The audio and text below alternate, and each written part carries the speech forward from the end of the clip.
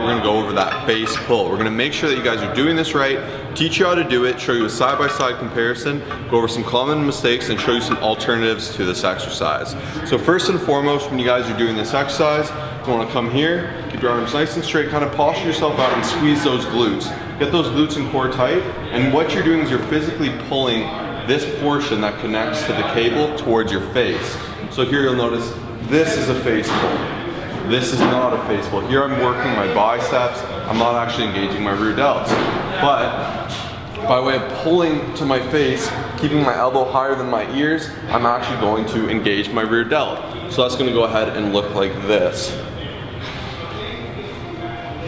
Let's show you guys a side-by-side comparison of what right and wrong looks like, because they can be very close, but you want to make sure you're not making this crucial mistake. Okay, so we just wanted to show you guys briefly the difference between right versus wrong. As you guys can see on the left, Josh is just kind of, going through the motion. He's not getting any kind of squeeze like he is on the right. He's actually kind of getting like a bicep pump, you could call it that. Now you see him here just doing a bunch of half reps, and this is something we see very often in the gym, whereas on the right, he's getting a full range of motion, getting a nice contraction.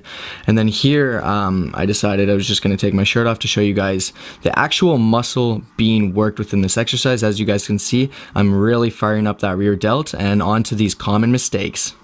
Okay, common mistake number one I see within the face pull is far too many people use way too much weight on this exercise, which is going to lead to a lot of swinging, and they're going to start to recruit a lot more muscle groups such as the back, the biceps, and they're not actually working the rear delts, which is what we're trying to do here. So you'll see people just load up on the full stack, and they'll go like this.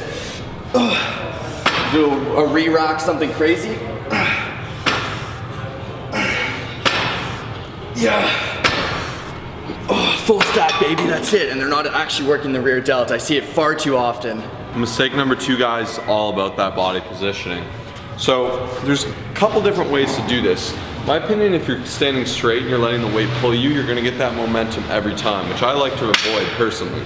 So I like to take a step back, position that body, and like I said, squeeze those glutes. That's gonna force you to posture yourself.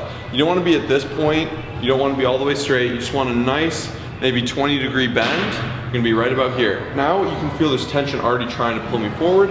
Now we're gonna fight that tension. By pulling back, that's gonna cause us to actually lift the cable's plane of motion upward.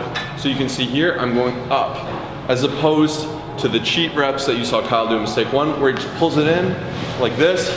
He's recruiting his bicep, his back. You're gonna make sure you have that nice posture, maintaining that, squeezing your glutes, elbows up, and then that's how you do the face pull. Common mistake number three I see in the gym is the half repper. This happens all the time. And basically what happens is you're not actually retracting your scapula to work your rear delts properly. So you got the guy in the gym who just feels like pulling it right to here, and he's not getting an actual contraction in his rear delts to really grow them properly. You want to do a full range of motion, elbows up, and really focus on getting that squeeze at the end. Whereas you see the half repper, he just goes right to here, and he thinks he's getting the best pump and actually doing something where he realistically is just wasting his time.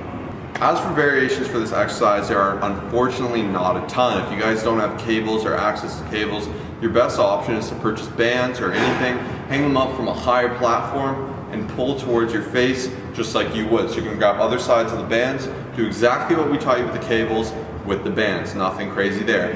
Past that, however, rear delt exercises are kind of limited to, we call it the cross arm rear delt. We have a tutorial for that, you can check the card up above. And then aside from that, you're kind of limited. There's some dumbbell flies, but there's not too many things that replace the face pull. So I really recommend you add this to your routine. It really, really, really will help with the development of the rear delts.